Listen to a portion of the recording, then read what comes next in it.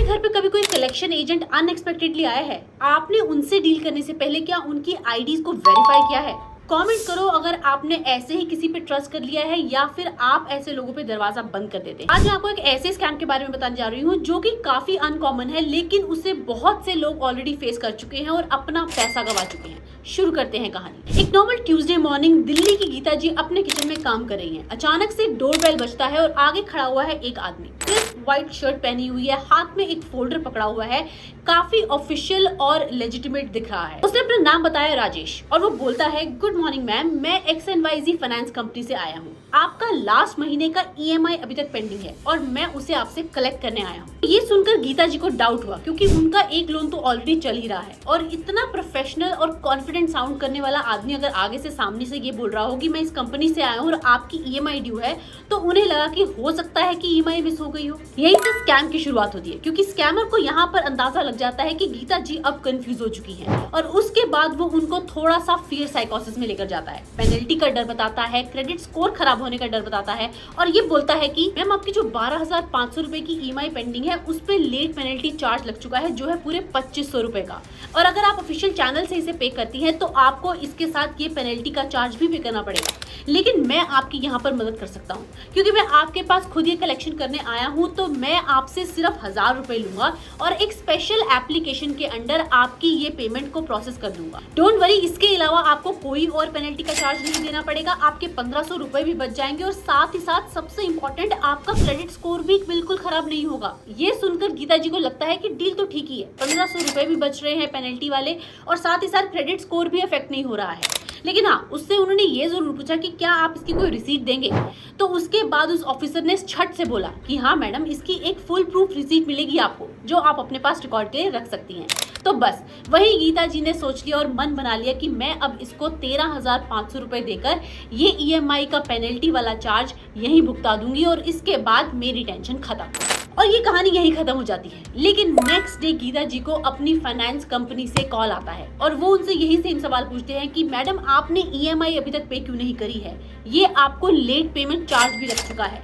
लेकिन यहाँ पर गीता जी रुककर सोचती हैं। गीता जी हड़बड़ा जाती हैं और उस ऑफिसर को कॉल पे कहती हैं कि अरे क्या बात कर रहे हैं आप, मैंने तो कल ही आपके एक कलेक्शन एजेंट को पूरी EMI की अमाउंट दे दिया है, कैश पेमेंट की है और उन्होंने मुझे रिसीट भी दी है।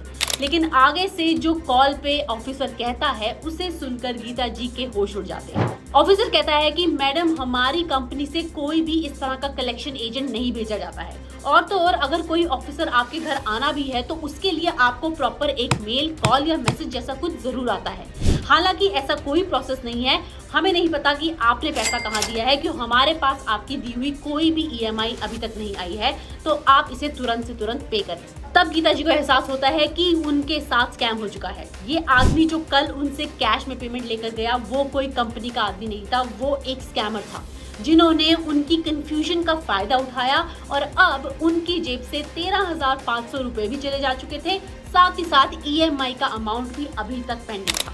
लेकिन ये हुआ कैसे? स्कैमर के पास उनकी सारी डिटेल कैसे आ गई? उसने टू द पॉइंट उन्हें टारगेट कैसे किया जहां से वो बिल्कुल भी इस ट्रैप में फंस जाएं और किसी भी शक की कोई गुंजाइश ना रहे। चलिए पता लगाते हैं। ऐसे केसेस में स्कैमर्स अक्सर अपना होमवर्क करके आते हैं। उनके पास ये डेटा कहीं से लीक होकर मिलता है जहां पर उनके पास कस्टमर का नाम, नंबर, एड्रेस, EMI का अमाउंट, ड्यू डेट, ये सब कुछ होता है। तो उन कस्टमर्स को टारगेट करते हैं जिनका EMI या तो मिस हो चुका है या फिर मिस होने की कगार पर ही है। कई बार तो वो अंधेरे में तीर चलाकर किसी भी कस्टमर के घर पहुंच जाते हैं और बड़ी कॉन्फिडेंटली ये कहते हैं कि आपकी EMI मिस हो चुकी है। वो आपके डर का फायदा उठाते हैं, पेनल्टी का डर देते हैं, क्रेडिट स्कोर खराब होने का डर बताते हैं और सबसे बड़ी बात, वो आपके पैसे बचाने की बात करते हैं। पेनल्टी का पूरा अमाउंट ऑनलाइन ना पे करना पड़े आपको, इसके लिए वो कुछ पैसा अपने लिए मांगते हैं और कहते हैं कि हम इसे स्पेशल अप्रूवल में प्रोसेस करेंगे ताकि आपको इस पेनल्टी का कोई भी इफेक्ट ना हो। और जाहिर सी बात है, अपना फायदा सुनते हुए कौन आदमी ऐसी डील को नहीं लेना चाहेगा। कैश मिलते ही वो हो जाते हैं गायब, लेकिन आप रह जाते हैं एक फेक रिसीट और एक पेंडिंग EMI के साथ। सो इन बातों को ध्यान रखिए। अगर कोई भी ऐसा कलेक्शन एजेंट आपके घर में आता है तो आपको क्या करना है, सबसे पहले तो उन्हें बाहर ही वेट करने को कहें, फिर उनसे उनकी आईडी और उनका कॉन्टैक्ट नंबर मांगे, उनकी पूरी डिटेल्स लेकर आप कंपनी में कॉल करके उनके इस क्रेडेंशियल्स को प्लीज पहले वेरीफाई करें। किसी फैमिली मेंबर को इसमें इन्वॉल्व करें। अगर कोई डाउट है तो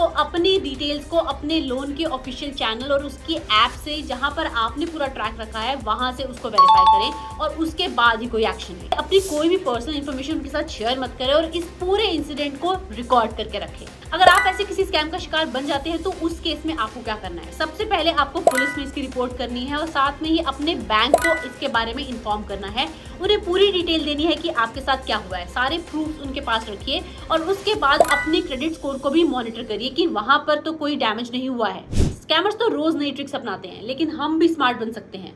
अलर्ट रहो, अवेयर रहो और कभी भी डर के चक्कर में किसी को पैसा मत दो। अगर आपको ये वीडियो हेल्पफुल लगा है तो इंस्टेंट लोन फ्रॉड्स पर एक और भी डिटेल वीडियो है, जहां पर मैंने यही बताया है कि कैसे ऐसी इंस्टेंट लोन एप्स आपके डेटा थेफ्ट और आपको ब्लैकमेल करने का आजकल टूल बन चुकी है। आप इस वीडियो को यहाँ से देख सकते हैं और ट्रस्ट मी, इसे देखने के बाद आपकी आंखें खुल जाएंगी।